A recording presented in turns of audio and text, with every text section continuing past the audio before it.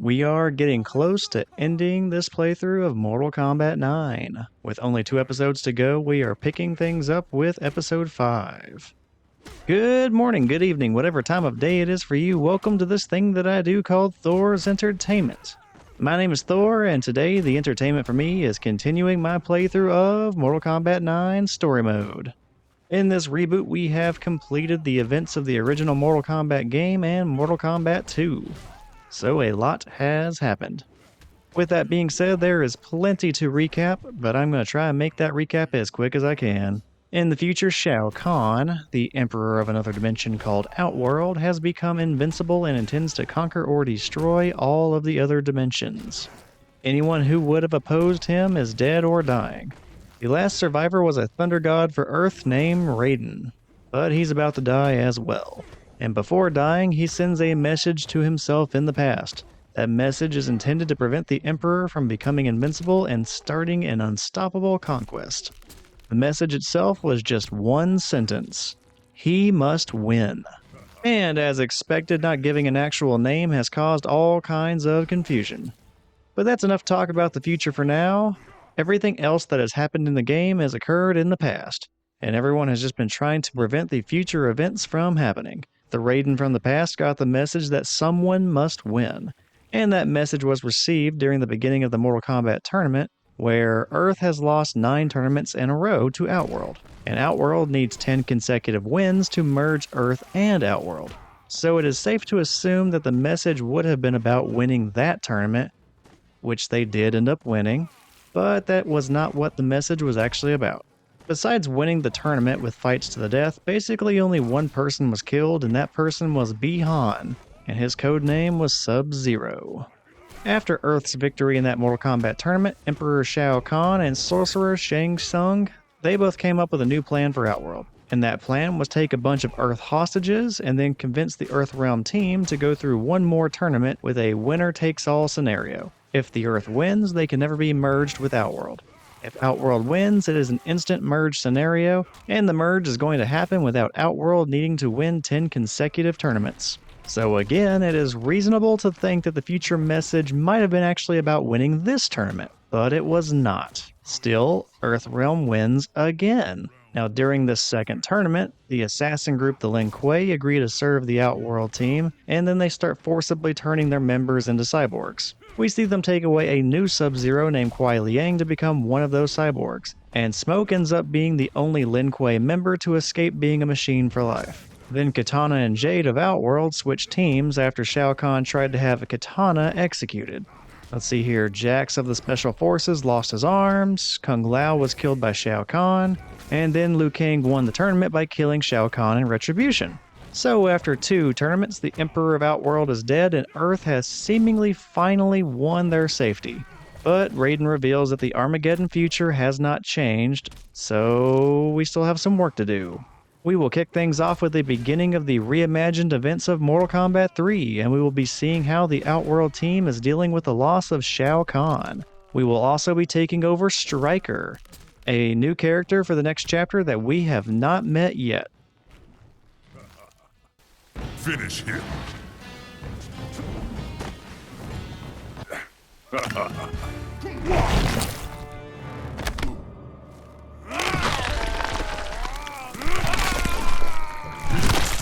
Noob Cyber wins. Fatality.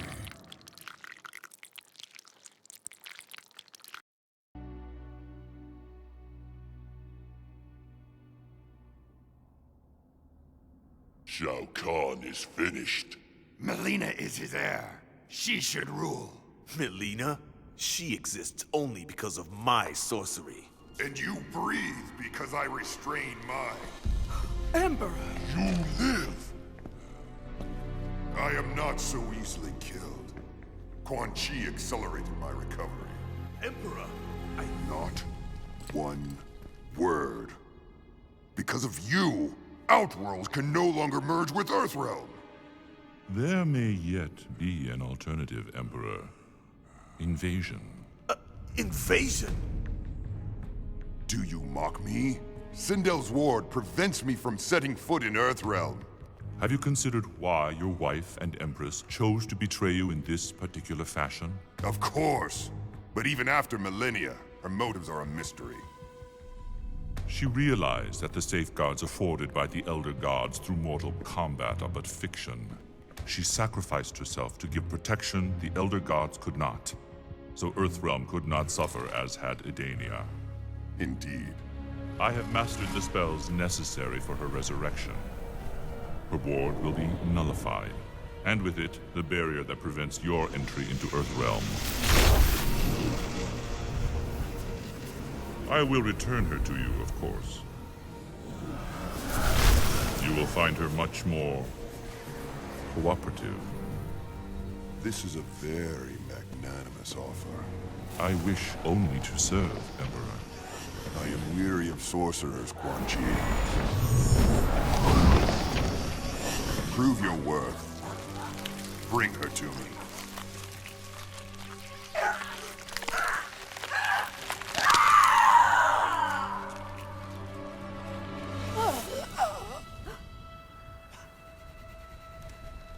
Sindel, Quan Chi? Shao Khan looks forward to your return. The Emperor? Yes. What of Kitana? Kitana now allies herself with Earthrealm. Then she is no longer my daughter. Take me to Shao Khan. Yes, Empress. The invasion of Earthrealm can now begin. There is something odd that I am just now noticing. The desert where Sindel comes back to life, that is a playable fighting stage, but there is no fight in the story mode that actually happens in that desert. So it's a little weird to me that the creators of the game made it a stage for this game, but did not use it at all in the story mode.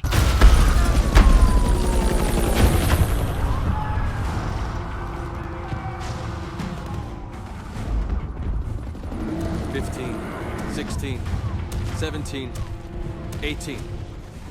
Kabal, call it in. Base, Eagle 2, we count 18. 1-8 bogey, southbound on Olympic. Roger that. Eagle 2, out. This is not happening. Not what I was thinking when I swore to protect and serve. What is that?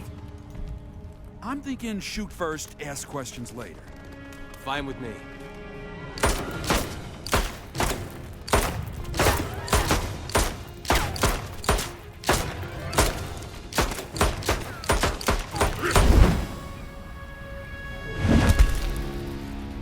Pistols!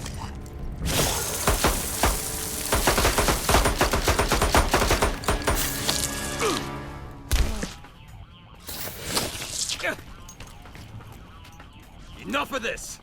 It's you and me, freak show. Round 1, fight! And now we get the most out-of-place character in the entire game. We have Stryker, who is a SWAT team member.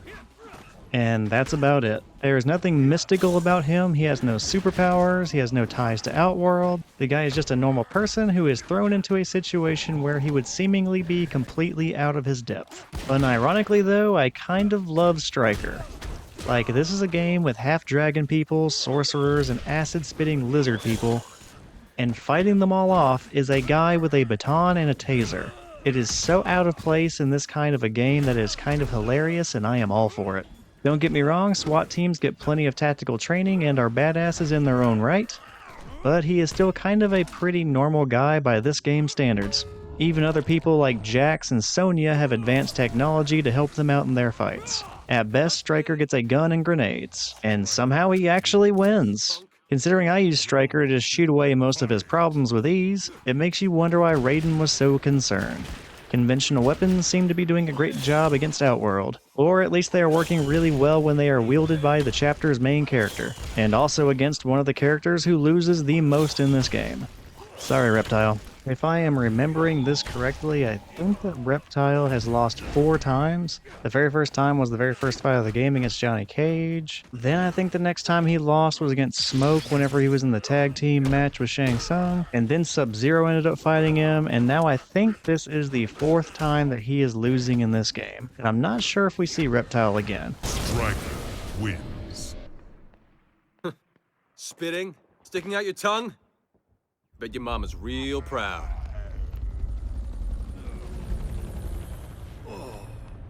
Come on. We're going street level. We've been compromised. It ain't safe down there. Better there than here.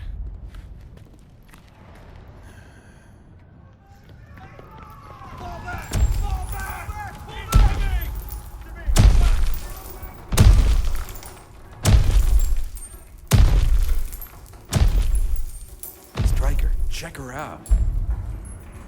What do you think? Friend or foe? Foe. Dressed like that? Definitely foe. Cover me.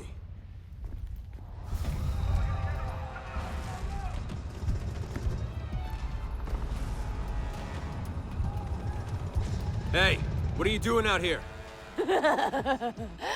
Looking for a new playmate. Round 1. Fight! So, Stryker is one of the least utilized characters in Mortal Kombat. He has only been playable in 3 games to my knowledge. That'd be Mortal Kombat 3, Mortal Kombat Armageddon, and most recently here in Mortal Kombat 9. It is not much, but it is also more than other characters. I mean, he is certainly getting more love than other characters like Pai, Jarek, Movado, Suhao, Kira, Cobra, Taven, Dagon. You know, all of those characters the creators kind of seem content just forgetting ever happened. So considering characters like that, it is cool to see that Stryker still kind of gets a push every now and then. I would definitely consider him more interesting than a lot of those other characters I just mentioned, so I'm okay with that. I'd say this is definitely his biggest moment in the franchise though, and probably his best design too. It's about the only time his character is really expanded upon in any way for a story mode, at least to my knowledge. Besides that, you just got his arcade ladder ending in 3, and he kind of just pops up in Armageddon. Now, he has not been playable since Mortal Kombat 9, but currently he is a cameo assist character in Mortal Kombat 1, so at least he has not been forgotten about. I haven't used him too much in Mortal Kombat 1 as an assist character, but I may have to change that at some point. To my knowledge, he does not do anything crazy as an assist character. The main thing he does for your main fighter is probably his grenades in that game, because they're very handy at saving you when you decide to do something risky and unsafe. I also know that using Stryker as your cameo fighter does come with one disadvantage that's probably mention-worthy. The cameo fighters in Mortal Kombat 1 influence how much health your character has, and unfortunately for Stryker, I think if you pair up with him, it gives your character the least amount of health they can possibly have, and if it's not the least, it's very close. That doesn't necessarily mean that he's bad, but it is something that is worth paying attention to whenever you play that game. But outside of that, I really don't know the nuances of how he plays. I'm just happy he's in the game. Stryker wins. You're coming with me.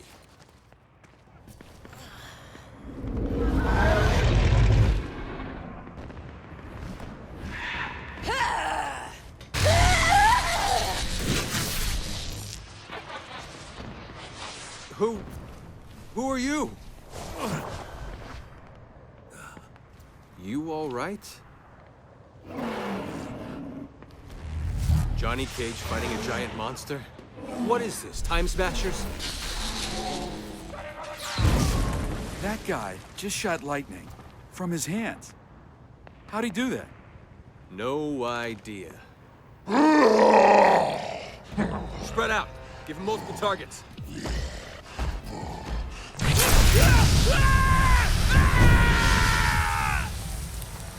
Humans, less ugly when they burn. Round 1. Fight! This game does not draw too much attention to it, but Raiden has just changed the future again. Johnny Cage was supposed to be killed by Motaro, but Raiden intervened and then saved Johnny Cage's life. Anyway, back to Kintaro.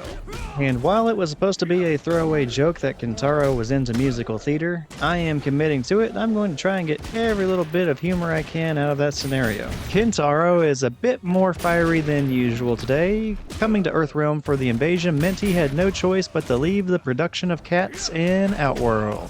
Because of that, he had to give up his role of Mr. Mistopheles, and now his alternate is getting to enjoy that instead. It's pretty sad considering that was supposed to be Kentaro's breakout role in Outworld's musical theater circuit, and adding insult to injury, he clearly was not able to get the cat makeup to come off before coming to Earthrealm, and it has been days. And now he's getting shot at and getting the crap kicked out of him by a member of the local police department. It's not all for nothing though. I hear Trey Parker and Matt Stone are considering him for a role in the Book of Mormon musical. Turns out Kentaro was a huge fan of South Park, and he is jumping and stomping at the opportunity. Being a fan of that show was a huge surprise to me, considering I had no clue that Outworld even had cable or streaming services. Makes me wonder what the logistics of running fiber and cable was like in another dimension. Anyway, Kentaro was just writing out this invasion and waiting to bail on the Outworld effort so that he can join the musical theater scene on Broadway here in Earthrealm. Give me some time and I'll think of a scenario where Kentaro is getting painted green to be Audrey 2 in Little Shop of Horrors. Strike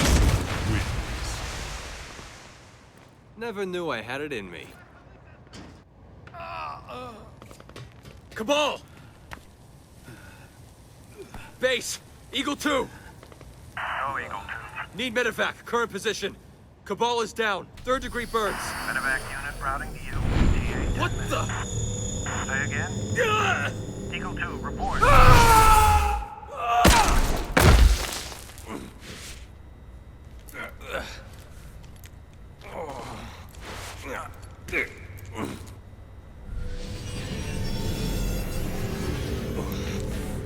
The Emperor will have your soul.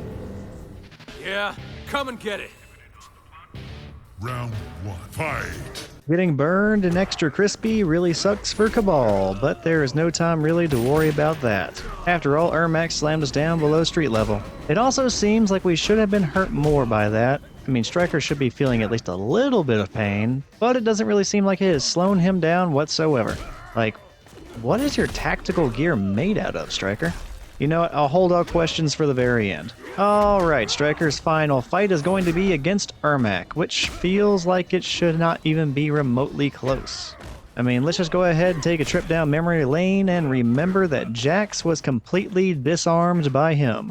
Then there are only 2 people who have actually beaten Ermac up to this point, one of which was Liu Kang, Earth's greatest superpowered fighter, and then Subzero, arguably the best Lin Kuei super assassin fighter. Those are understandable defeats, but now he is losing to the SWAT team member Stryker, and I am trying to think exactly how that is happening or how that is possible, and the only thing I can come up with is just a guess that perhaps Ermac's greatest weakness is just bullets, batons, and tasers. That's the only thing I can come up with, and if it is true, it is a gigantic design flaw. After all, he was designed for helping out with the merging or invading of a dimension that is very gun-happy. But that is about the best explanation I can come up with for how Stryker is pulling this crap off. I mean, good for you, Stryker. I'm really happy for you for pulling off this pretty major victory. In fact, I'm happy for you getting a number of major victories. And not to take anything away from it, but seeing that just makes me wonder why Earthrealm wasn't taking guns into the Mortal Kombat tournament the entire time. They seem incredibly effective. I think I'll be keeping my soul. I have been searching for you, Curtis Stryker. Well, you found me. Who are you? I am Nightwolf. Lord Raiden is gathering Earth's defenders. You are among them. What the hell are you talking about? Raiden leads Earth's defense against these Outworld invaders. He is our best hope for survival. Yeah, well, Earthrealm Defender is about 10 steps above my pay grade. I see you doubt yourself, even after your victories. Come.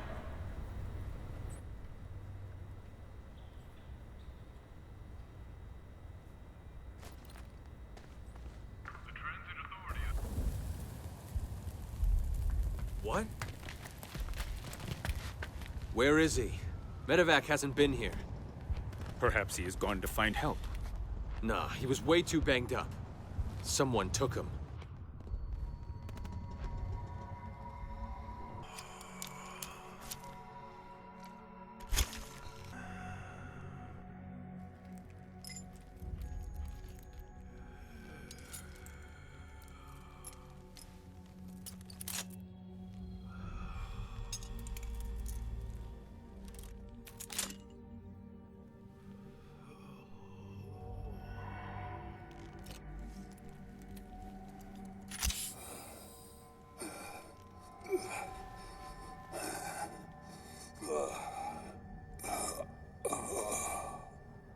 Easy there, mate. You've had a rough one. Kano, In the flesh. I was on fire.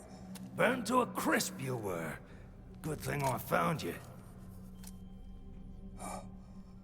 I'm hideous. Shang Tsung's magic healed the rest of you. But your lungs... Take it off. Can't. It's permanent. What? No mask, no breathing. I'm a freak.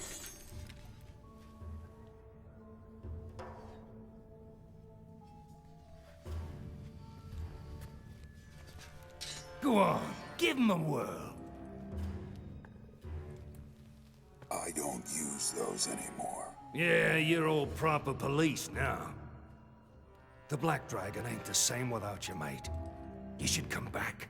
We're in the money on this war. You sold those monsters their firepower. Guilty as charged. This is your fault. What are you on about, eh? You're here, ain't you? I should be dead. Now you're gonna be. Round 1.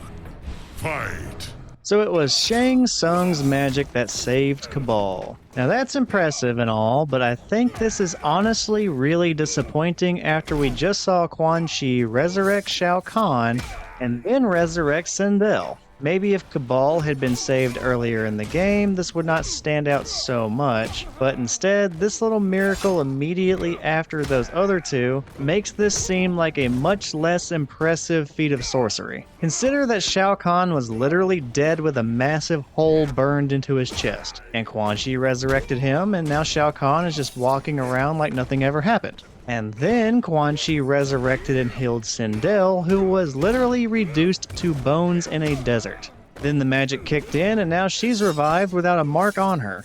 And now keep those two examples in mind. Then you see Shang Tsung's handiwork in comparison here with Kabal, who thanks to that magic survived, but he is still burned to hell, and he is so damaged that he needs a respirator to live, and that respirator can never be removed or he will die.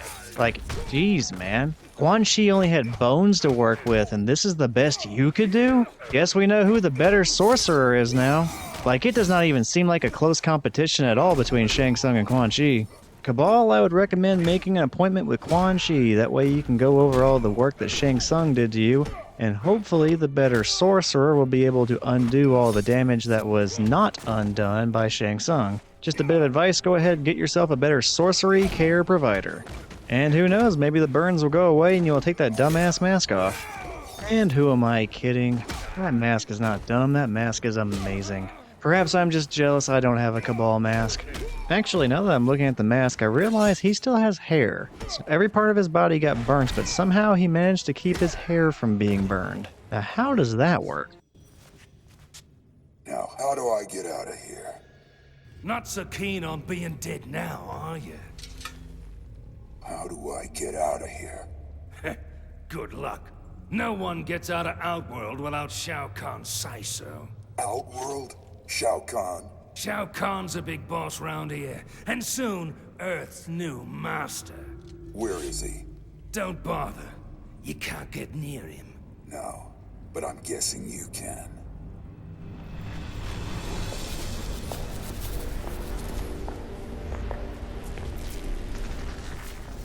What is this? Raiden has killed Motaro. That's him, on the throne. You're a right genius, you are. It's no great matter. I will go to Earthrealm to finish Motaro's work. Yes. Shang Tsung, Yes, Emperor. the Empress requires something of you.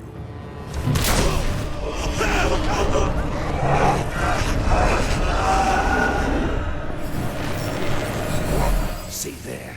I'm thinking he's a bit much. I can take it.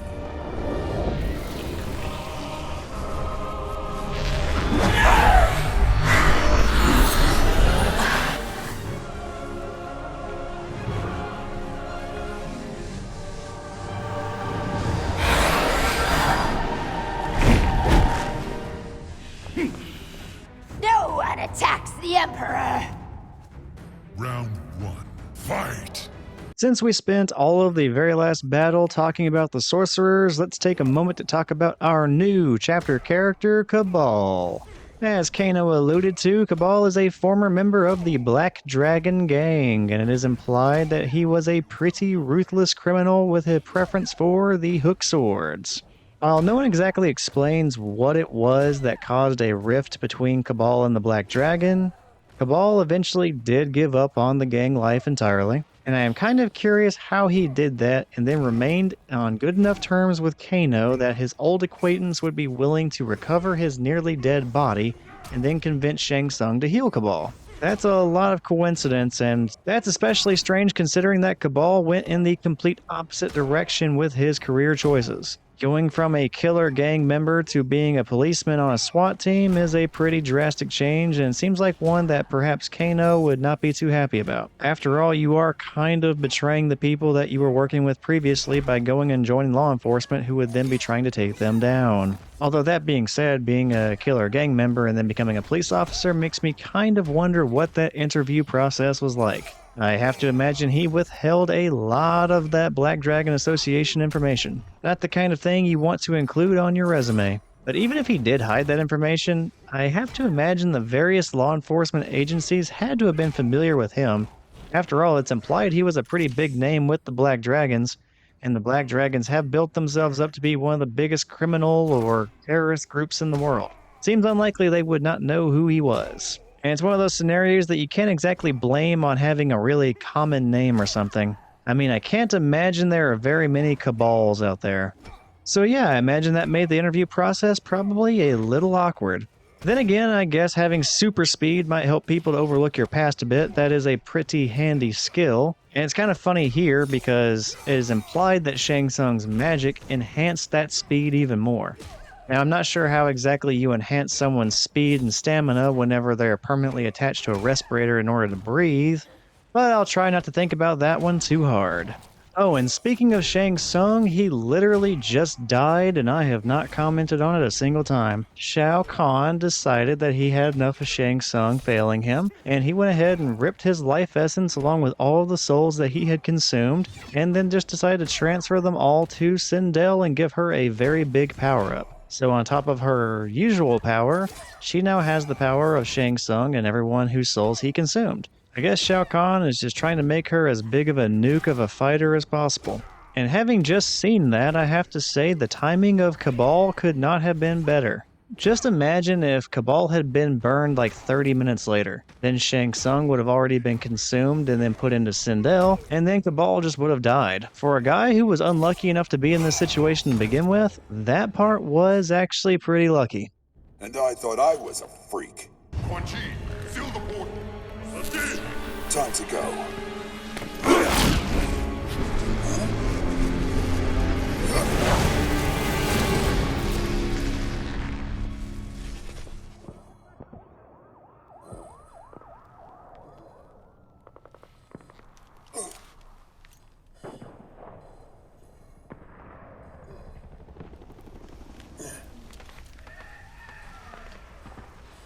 This speed's incredible. Guess it's a side effect of the Outworld magic. You are not authorized for portal use. Yeah. Says who? Subzero, Unit LK520. You say that like it means something. As you will soon discover. Round 1. Fight! Now for the introduction of the only new character that has been introduced in this game. Well, new-ish. This is cybersubzero, the cyborg version of Kuai Liang, the brand new Sub-Zero. He is the one we saw teaming up with Smoke a couple of episodes ago. He ended up being taken away against his will by the Lin Kuei, and the Lin Kuei were going to force him into being a cyborg. Now we are seeing the final product of what they intended for Sub-Zero to be. And I mentioned this previously, but again, this did not happen in the old timeline before Raiden started messing things up and trying to change the future. Sub-Zero was never part machine before, he was always in a human form. So at the time of this game's release, this was a pretty big deviation for the direction of Sub-Zero. It was just drastically different than what they had done before. I'll admit, I'm not a big fan of Sub-Zero being a cyborg ninja. And it does not help that I was never really a big fan of the cyborg characters at all prior to this game. And this game helped out with that a little bit because they actually made their origin a little bit more interesting, and you got to see the development and the transition of the characters being human and then them going through turmoil before they were eventually turned into cyborgs. And you actually got to see a little bit of the conflict within the clan as a result. So yeah, even though I am not a huge fan of cybersubzero as a concept, I can appreciate that the creators were trying to mix it up a bit, and they were starting to throw new things at the people instead of just the usual stuff they had done before. After all, despite the objective of this game being to change the future, very little has happened differently. So far, most of it's been about the same, and you see it whenever Raiden is really confused about why the future is not changing. The appearance of cybersubzero was one of the very few super obvious changes that we got, and a sign that things weren't going to be exactly the same as they were before. For this playthrough, we are still just waiting to see what else major gets changed. So stay tuned. Oh yeah, this is the fight that actually unlocks cybersubzero. Kinda forgot about that. Not as cool as you thought. Why do you turn on your brother, Lin Kuei? That is not my brother. He's machine. I'm human. You do not appear human. Don't let the mask fool you. Round 1, fight! Speaking of changes from the old timeline, our character here, Kabal, he is a bit different in this game than he was in the previous timeline. His counterpart there was definitely more on the criminal side. Now in both cases, he ended up being disfigured and stuck in this mask for life. But the build-up and how it happens is a bit different depending on which timeline you're looking at. Like in the old timeline, Kabal is not a police officer at any point. He is not Stryker's best buddy either. I'm actually a little curious how Stryker of all people became a respected comrade and friend to Kabal. It seems like Kabal is pretty sarcastic and not taking the shit of anybody, so just kind of interesting to think that those two became friends, and I wonder how exactly that happened. But as it stands, I do not think we are ever going to get to see how it happened. We'll just call that a Mortal Kombat mystery. Anyway, going back to the old timeline, I think Kabal was actually still a full Black Dragon member the entire time. In this game, our buddy Kintaro disfigures him with fire, but in the old timeline, I think Kabal was disfigured by one of Shao Kahn's elimination squads, annihilation squads, some kind of a squad. So there is a difference there. In this new timeline, he was sort of already on the good side of the battle, since he was a police officer and trying to stop the forces of Outworld as part of that police force. But in the old timeline, he kind of just had a vendetta against the Outworld forces that attacked him and caused him to be disfigured. So he went on being a criminal after the conflict was over, and he even started rebuilding the Black Dragon in the events of Mortal Kombat Deception. So yeah, at no point in the old timeline, at least not to my knowledge, was he ever a good character. At least not a good guy in the sense he wasn't like a protagonist trying to help out the forces of Earth for any sort of an altruistic reason. So whenever Mortal Kombat 9 came out, that was a pretty big change, and it was just interesting seeing Kabal in an entirely heroic role. Kabal being different is definitely not a bad thing. I think both sides of the character bring something to the table, but I do think that I like this reformed criminal version of Kabal more than I do the old, strictly Black Dragon Kabal from the past. Kabal wins. Starting to feel like the old days, only faster. Subzero! You have great power indeed, Kabal. Wait, you're the lightning guy. You helped Stryker. Stryker, is he... He is safe. He has joined us in the fight against Shao Khan. We would welcome your aid also. Subzero. That which made him Subzero no longer exists. He is my friend. What they did to him, it is hideous. You're right. We gotta help him if we can.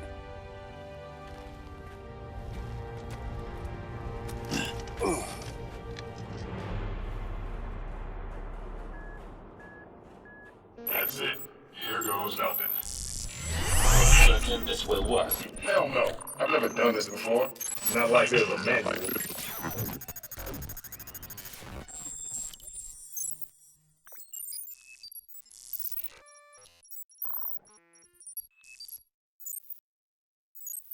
Subzero? Can he hear me? You should. Subzero. Yes, Smoke. How do you feel?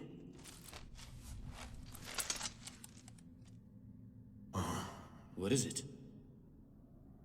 I remember the things I have done for Shao Khan. He cannot be allowed to merge the realms. Aoka, how can Sub-Zero best help us? I do not know. My attempts to alter future events have had negative consequences. Sub-Zero should never have undergone this transformation. Enlisting him may only further divert the flow of time. We need intel, right? Let's send him back to Outworld undercover. They will be unaware of my defection. I could deceive them.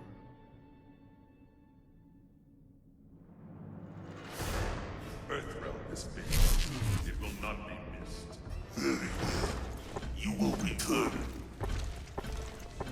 You report late. Where is the intruder? I killed him in Earthrealm. He should have been saved for interrogation. He was formidable. I had no choice. Follow me. We must lead a new mission.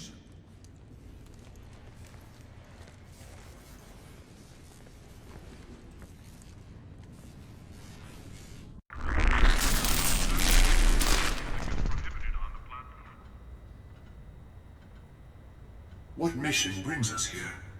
I have scanned your neural net 520. Your neuromodulators have been recalibrated. Impossible. The experience has been deleted from your system. Remove your access panel.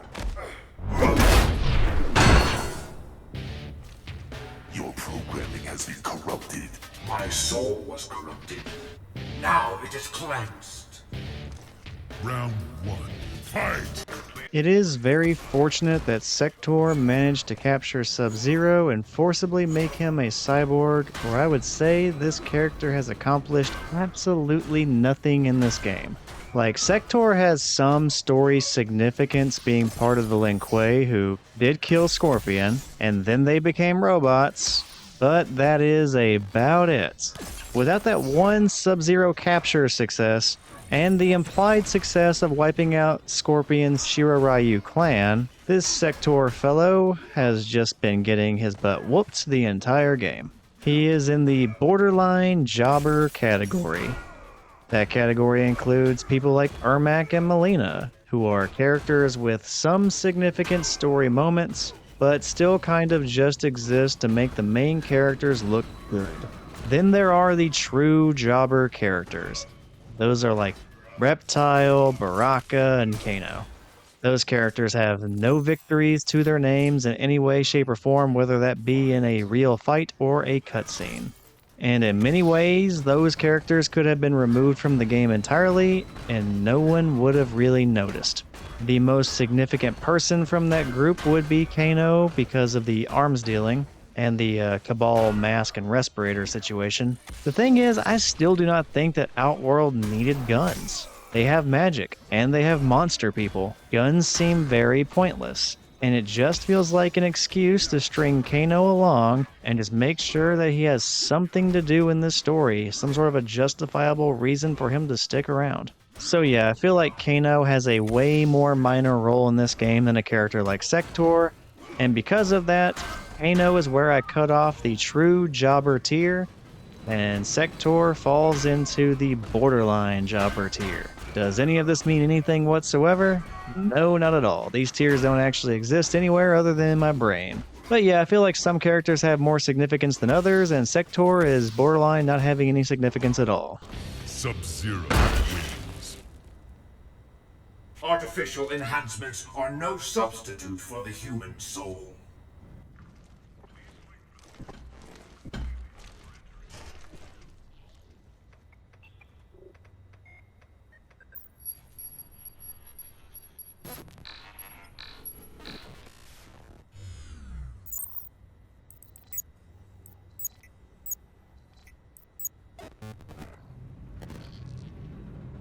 Thank you, Sator.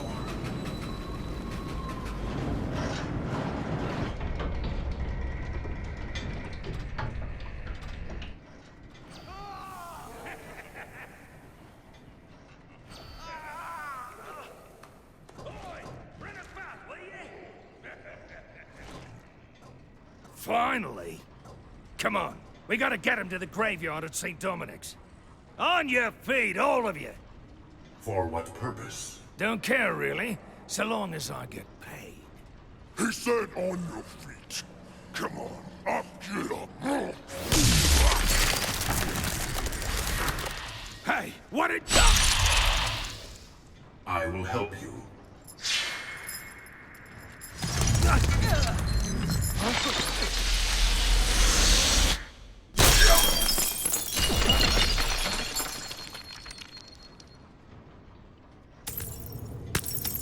Go, all of you, now!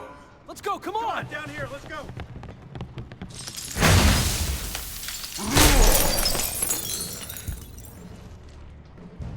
Your treachery will be punished. Round 1. Fight!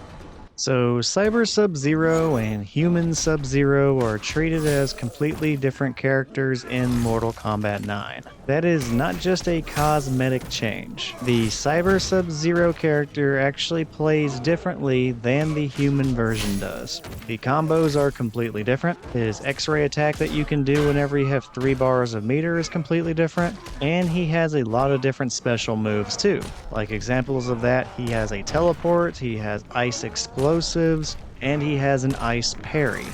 Even though he is different from his human counterpart, Cyber Sub-Zero does have some returning moves, like he still has the slide, and there's still the ice ball as well that can freeze the enemy. But most of his moves are different. I just think it is kind of interesting that the creators of this game basically made and designed the same character in 2 different ways, and with completely different, unique playing styles in the same game. I don't know, I think that's just kind of cool. I am feeling a little bit bad for our favorite thespian Kintaro at the moment. He still has not managed to get his cat's makeup off. He is about to get his second loss of the episode, and that's even happening with the assistance of Goro. He is still going to lose to Robo Sub-Zero. Oh, and I am pretty sure that Matt Stone and Trey Parker in the Mortal Kombat universe did not live through the invasion, so there's no more potentially starring in the Book of Mormon.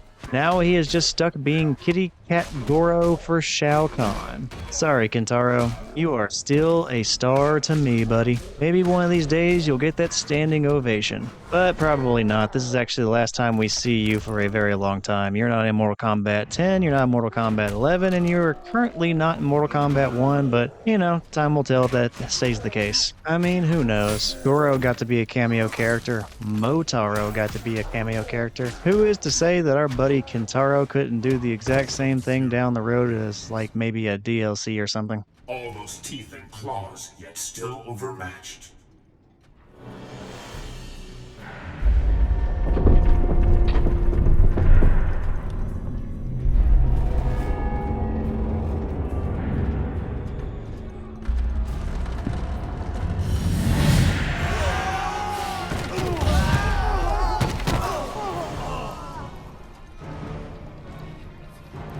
Behind me!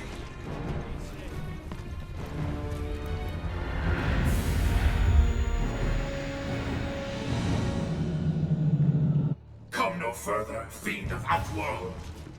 Round 1. Fight! And speaking of characters with multiple losses in the exact same episode, we are fighting against Ermac. He has returned, and now he gets the opportunity to join Kintaro and Melina. Ermac is about to join them both in the Episode 5 Double Losses Club. I said it before, but Ermac is so very lucky that he ripped off Jax's arms earlier in this story mode, or he would easily be in the insignificant full jobber category, just like, you know, Sector barely avoided. So without that significant moment against Jax, he would just be keeping Reptile company. Actually, now that I think about it, Wei Liang, you know, Sub-Zero, the Cyber Sub-Zero that we're controlling, he has already defeated Ermac before. It was when he was still human new Sub-Zero, and he did that while saving Jax and Sonya. Just keeping that in mind, that is a lot of bad luck. I mean, what are the odds that Ermac has to go against one of the only 3 characters that beat him again? I mean, imagine it from his perspective. He's like, cool, the Lin Kuei went ahead and captured Sub-Zero and turned him into a cyborg, and now they're controlling his mind and forcing him to be my ally. I never have to worry about him again. And then turns out, well, he's going to kick your ass one more time. I'm sure he's thinking to himself, can't I just, go beat up Johnny Cage again, or maybe rip off some more of Jax's limbs, something like that? Why do I have to go against this refrigerator one more time? Sub-Zero wins. You are not so fearsome. Oh my god. Thanks. I thought we were done. I must go. I need to investigate the graveyard. We'd go with, but we have to return to our unit. That is for the best. Good luck, man. He ain't gonna need luck.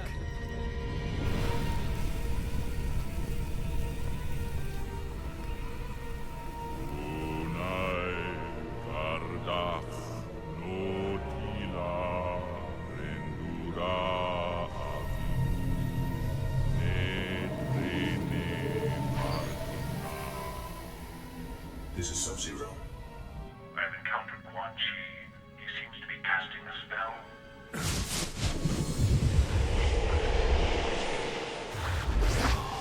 Raiden, what is it? What did you see? One of Shao Kahn's solnados, on a scale I thought unimaginable. All of Earthrealm's souls imprisoned, absorbed by Shao Kahn, multiplying his power. That is what Sub-Zero has found? No matter my efforts, the future remains in peril. How could I have failed Earthrealm? Do not lose faith in the spirits, Raiden. They will guide you, protect you. Sub-Zero, we will disrupt the Solnado. I will be there momentarily. Hurry! The spell appears to be nearly complete.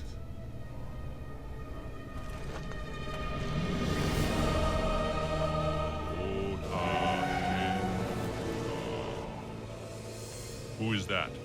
The one Kano warned about. He is mine. You are not worthy of the name Sub-Zero. Who are you to judge? I wore those colors before you. Bihan? Yes, Kuai Liang. It is I. Quan Chi restored me. Restored? You and I both. We are flawed copies of our former selves. I have no flaws. Quan Chi has perfected me. For what end? To serve the Netherrealm and Outworld? It suits my purpose. But brother, we share blood. We are not brothers. Then I will not regret your defeat. Round 1. Fight! So, Noob Saibot is aligning himself with Quan Chi because he says Quan Chi's goals suit him. Do you maybe want to elaborate on that a little bit at all? Just anything? No? Well, alright then. I guess we're just not going to know what Noob Saibot's motivations are in this, except, hey, look at me, I'm the bad guy. Anywho, it is cool that we get the reveal that Noob Saibot is the corrupted spirit of Bihan in this game. And specifically doing it during the events of the reimagined Mortal Kombat 3. Well, that's pretty cool too. In the old timeline, I do not think that we actually got this reveal until around Mortal Kombat Deception, which was Mortal Kombat 6. So getting that reveal now means that we are way ahead of schedule when it comes to knowing about Noob Saibot's true identity. And now that we know that Noob Saibot is the previous old Sub-Zero Bihan, it makes you wonder, does Scorpion know that this new fellow minion of Quan Chi is the guy he killed for murdering his family? I mean, it sounds like that could potentially be a hostile work environment situation otherwise. But that might explain why Quan Chi was so insistent that Scorpion kill the old Sub-Zero. I mean, it would leave the old Sub-Zero Bihan dead, and then he would be desperate and willing to make a deal with Quan Chi just like Scorpion did. Then Quan gets to have 2 ridiculously strong undead assassin minions. But as always, we have to remember that Noob Saibot is not the main character for this chapter, so he is not going to get any noteworthy victory here today. In fact, besides the whole "I am your brother" reveal, he does not do a damn thing this entire game. In fact, that's not just limited to when he was Noob Saibot. If we go all the way back to when he was Sub-Zero, he didn't do a damn thing either. All he did was lose to Sonya Blade despite the fact that he had the advantage, ambushing her and catching her unsuspected. And then he went on to get murdered by Scorpion. That is it. So it sucks to say this, since I do think that Noob Saibot is kind of cool. I think that Noob is actually in the full jobber tier of characters in this game, so congratulations, Reptile. You get to have a new friend to get beat up with. You are right. We are not brothers.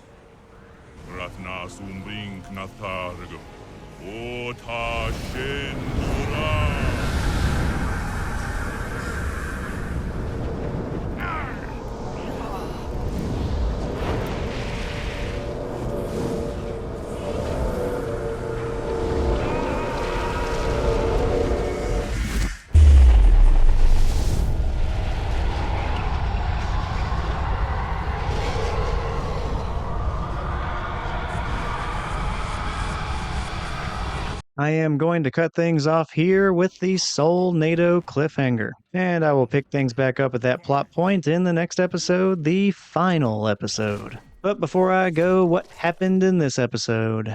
Well, we kick things off with the reveal that Shao Khan was resurrected by Quan Chi.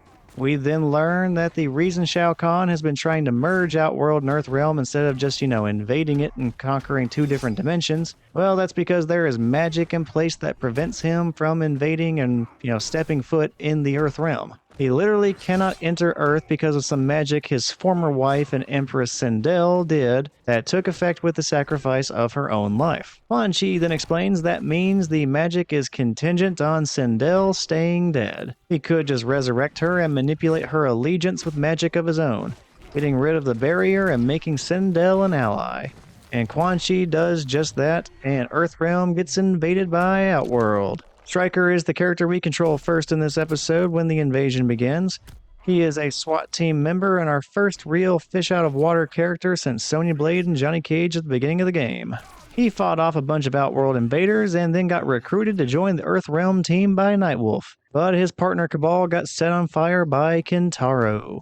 The fire should have killed him, but Kano found Kabal, recognized him as a former Black Dragon member, felt nostalgic, and decided to save his life with a combination of a unique respirator implant and Shang Tsung's magic. Kabal is not grateful since it was Kano's deeds and the people he allies himself with that caused this to happen to him in the first place. So he fights against Outworld and manages to escape to join the Earthrealm team. Before he escapes though, he gets to see Shang Tsung die. Shao Khan rips the souls from Shang Tsung and then puts them into Sindel to power her up as a super powerful fighter. Once he does escape, though, he is immediately confronted by a cyborg that is Sub-Zero. The cybersubzero, he gets beaten up by Kabal, and once he is unconscious, the team manages to override the programming of cybersubzero, running the freewill.exe to give him control over his mind and body again. Thinking for himself once more, the cybersubzero goes undercover to find out what Quan Chi is planning,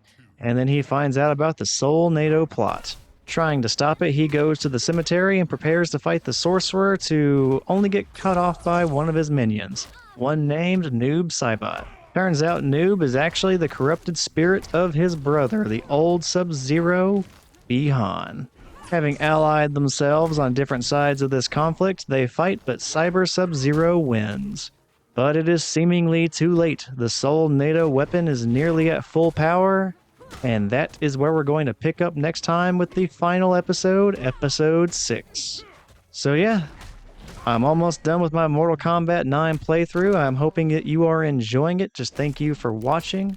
This has been Thor's Entertainment. I am Thor, take care, and I'll see you all in the final video for Mortal Kombat 9.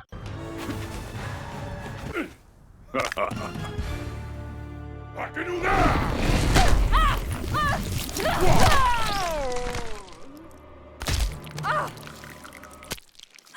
Noob Saibot wins. Fatality.